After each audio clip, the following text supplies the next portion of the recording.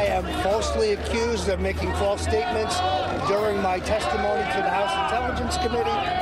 That is incorrect.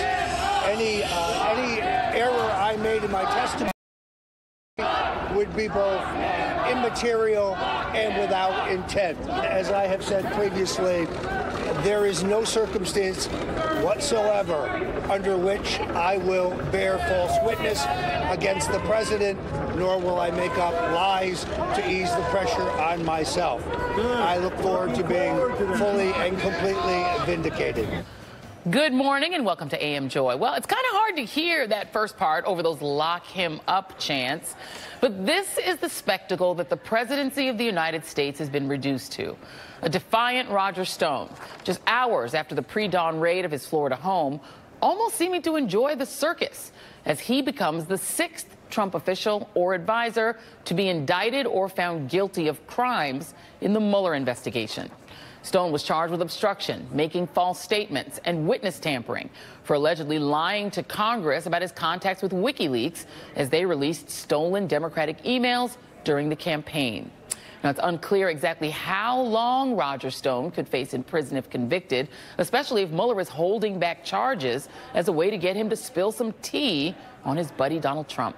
Joining me now is Sam Nunberg, a former Trump campaign advisor who last March testified before Mueller's grand jury after saying that he would defy his subpoena. And then very wisely, I would say, Sam, did not. And you did. So I want to get your initial impressions of just the entire thing that happened yesterday, the takedown of Roger Stone and his sort of presentation of himself after his initial hearing. Well, I think Roger's allies, outside people, we expected that he was going to be indicted. What we didn't know, or anybody knew, is what it would be. And I was very surprised that this is, not to belittle the charges, completely processed. They did not put him as part of a conspiracy to defraud the United States. Perhaps holding on to that for some reason. With that said, this is something that Roger loves, a fight like this. Whether you like Roger or not, this is something what Roger is basically built for. As long as he is able to put up a legal defense, he will have witness lists like Joy you would not believe. He'll have theatrics going on outside, and he will try to make a spectacle, because to him it's about convincing a jury. All he needs is one juror. Yeah. And so we'll find out. In terms of him flipping, which I know you would want to get to, I think that that's dependent on a couple issues. The first is he is extremely loyal to the president. This was one of the major problems we had together during the 2016 campaign. But it would also depend, I think, on the way the president's legal team in the White House talks about him. Yeah. Do you think he's expecting a pardon?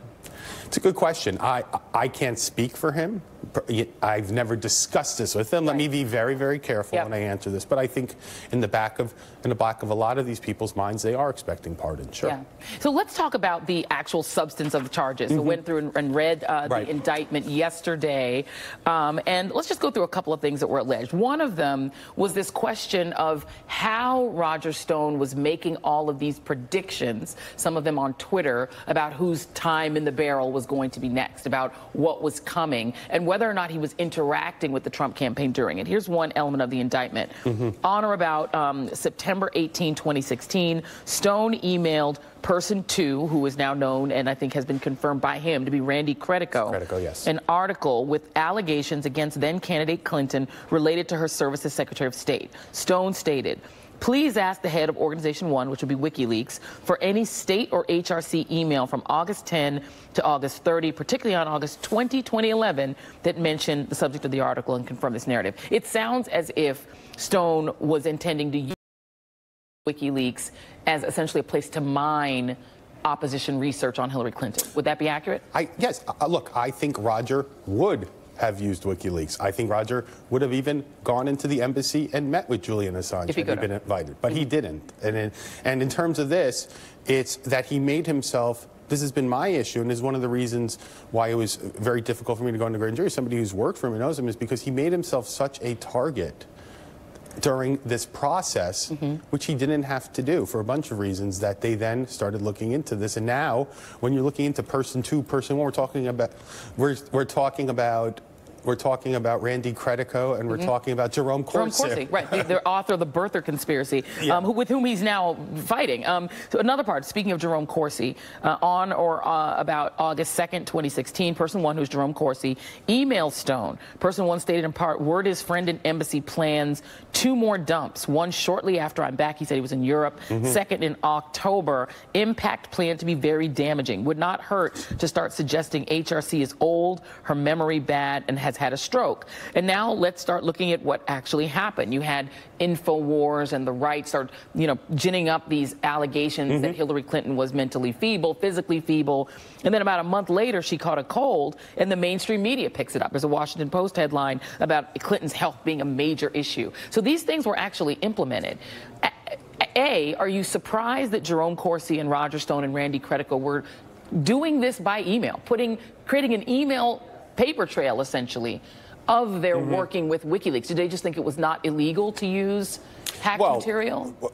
As Roger had said to me, and as I've testified, and this is basically public, is when I would tell Roger, I would say, I highly suggest you do not do this for a bunch of reasons. Make yourself... You suggested that he didn't do this, not do this. I suggested that as he was doing it, and tweets and things, that you're making yourself a target. One, it looked like Hillary Clinton was going to win, and she wasn't going to be happy with you. Number two, the FBI, under Hillary Clinton, especially after what they did during the election, is going to have to look into him. And then number three, and this goes back to the idea of the pardon, Joy, what would Donald Trump do for him? Right. Would Donald Trump be appreciative? Because trust me, he wasn't. He did not treat Roger, he did not give Roger inauguration tickets.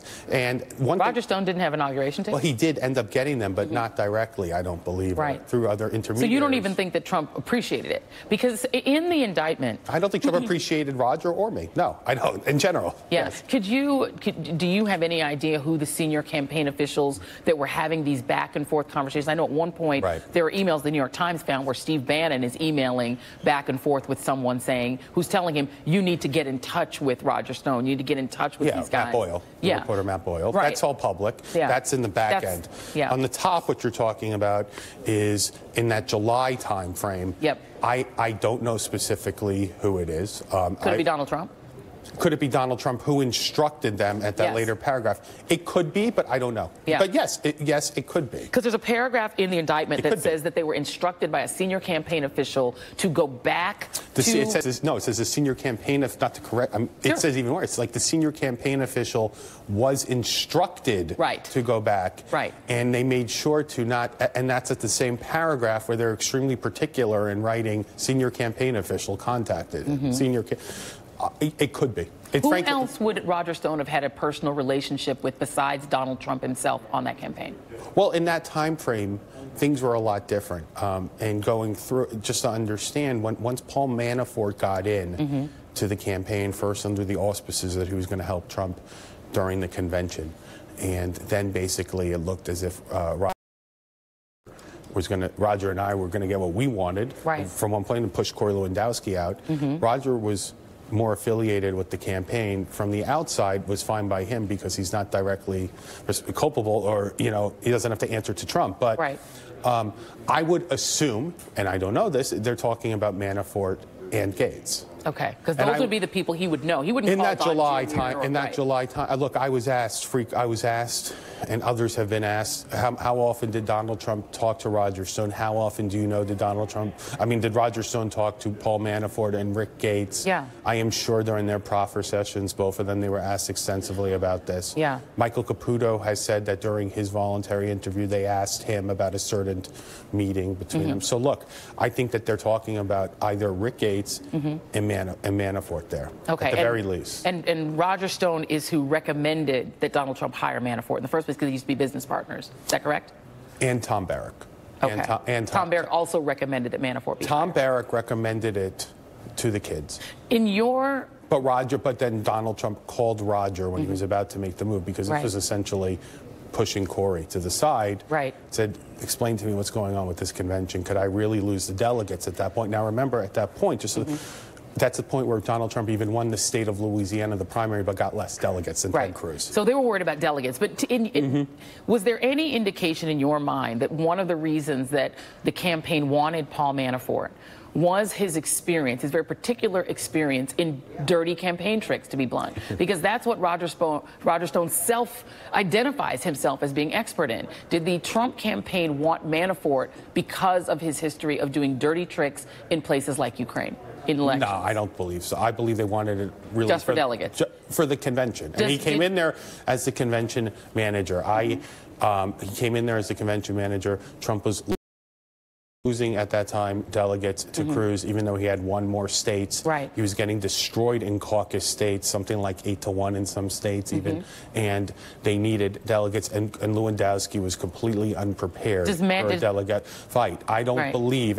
I don't know, but I could tell you that Ukraine wasn't the issue.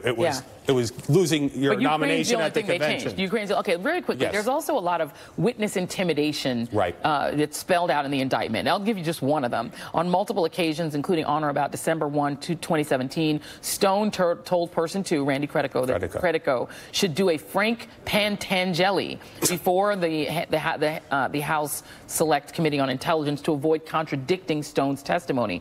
Frank Pentangeli is a character in the film The Godfather Part 2, which both Stone and Person 2 had discussed, who testifies before a congressional committee. In that testimony, claims not to know critical information he knows. This kind of bullying, threatening the guy's dog to take his dog, this sort of mob-like attitude. Did Roger Stone ever treat you that way when he knew that you were going to go and testify? No, he did not. Did he ever ask you to lie? Absolutely not. He did not. And the other thing is he got upset, I believe, because I said publicly and through private that I'm no longer going to speak to him after being in the grand jury. Yep. To protect both of us, but frankly, more to protect him than me, because I wasn't going to obstruct justice. Yeah. And ironically, if I'm on a panel with Ari Melber on a Wednesday, this comes out on a Friday, and I'm telling Michael Caputo he's being stupid, he's witness tampering, and he's not Donald Trump. He's not the president of the United States who's going to get indicted by the Justice Department. Now, that may be in the president's articles of impeachment by Congress, but no, you can't get away with this. Now, had they called me in, for instance, for things like we discussed, I would have laughed it all off. And I did laugh it all off. It's Roger. Yeah. With Randy Credico, I don't know how Credico...